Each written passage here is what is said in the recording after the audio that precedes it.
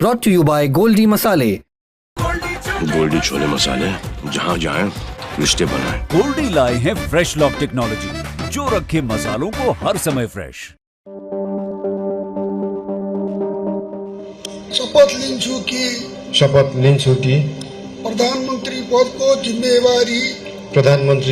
जिम्मेवारी प्रचलित कानून को पालना गरी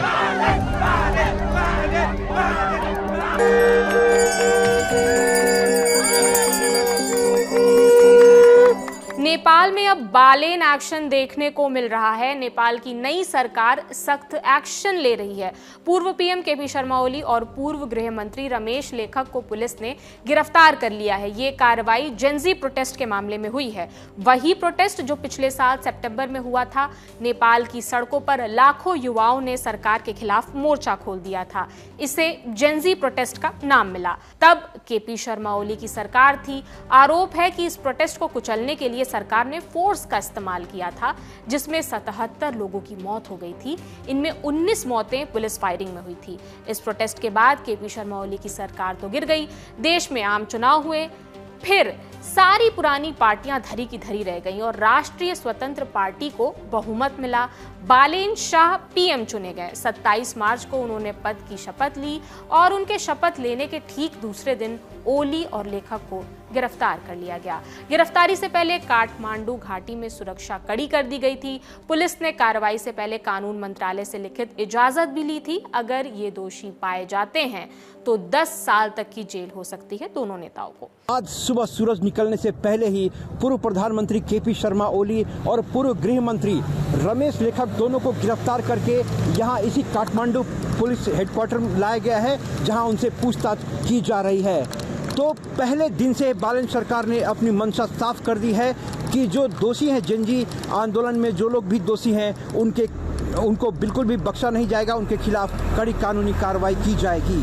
मीडिया रिपोर्ट्स के मुताबिक गृह मंत्रालय ने इस मामले की शिकायत की थी, फिर जांच हुई और इसी के आधार पर ये दोनों गिरफ्तारियां हुई हैं। इसके लिए जांच आयोग भी बनाया गया था। इस आयोग का नेतृत्व पूर्व स्पेशल कोर्ट जज गौरी बहादुर कार्की ने किया था। जांच आयोग की रिपोर्ट में क्या सामने आया है, अब ये समझते हैं एक एक करके। जांच आयोग ने इसे नेग्लिजेंट किलिंग यानी लापरवाही से हुई हत्या का मामला बताया है और दोनों नेताओं की गिरफ्तारी की सिफारिश की थी। रिपोर्ट में बताया गया है कि ओली और लेखक इन मौतों को रोकने में नाकाम रहे और उन पर नेग्लिजेंट किलिंग का मुकदमा चलना चाहिए।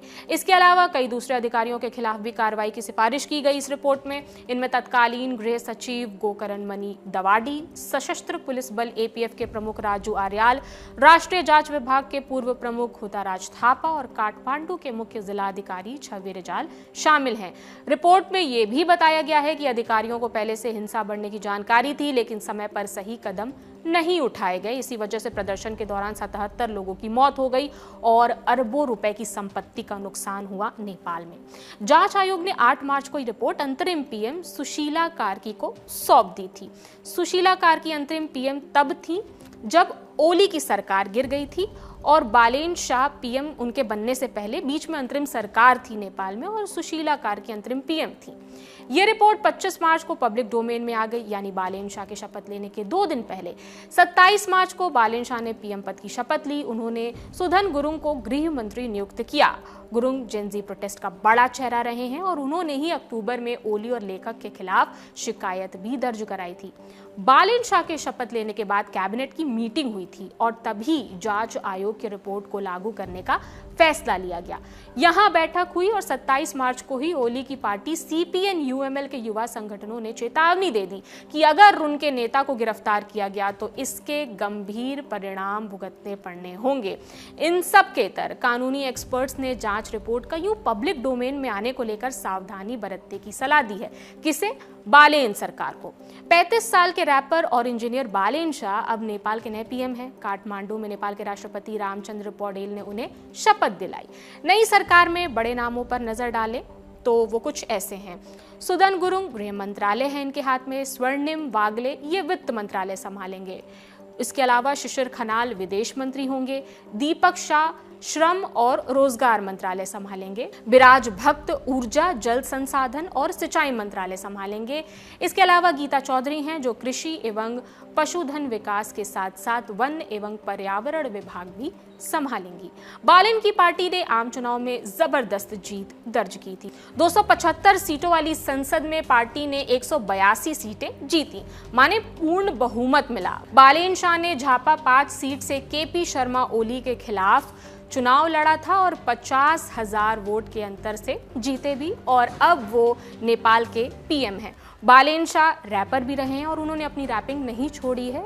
जैसे ही उन्होंने पीएम की शपथ ली वैसे ही उनका एक नया गाना ट्रेंड कर रहा है यूट्यूब पे, जय महाकाली उनका नया गाना आया है।